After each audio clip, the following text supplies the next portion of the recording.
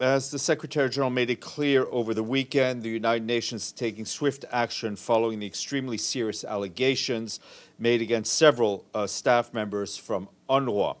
The contracts of those staff members directly involved have been terminated, as we told you on Friday. An investigation by the UN's Office of Internal Oversight Services was immediately activated. The Secretary General has remained very active on this issue throughout the weekend and this morning. A few moments ago, he met with the Undersecretary General, head of OIOS, to ensure that the investigation will be done swiftly and as efficiently as possible.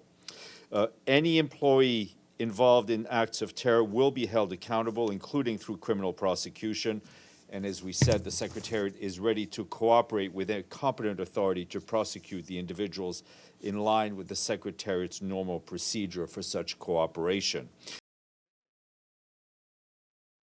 The Secretary General has also been engaging with the UNRWA leadership and donors to UNRWA, as well as regional leaders such as King Abdullah of Jordan, who he spoke to a short while ago, and President Sisi of Egypt, with whom he will speak a bit later this afternoon. The Secretary General is personally horrified by the accusations against employees of UNRWA, but his message to donors, especially those who have suspended their contribution, is to at least guarantee the continuity of UNRWA's operations, as we have tens of thousands of dedicated staff working throughout the region. The dire needs of the desperate population they serve must be met.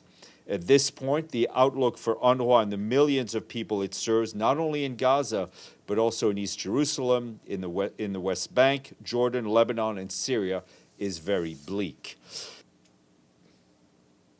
The Undersecretary General for Humanitarian Affairs, Martin Griffiths, said that the people of Gaza have been enduring unthinkable horrors and deprivation for months.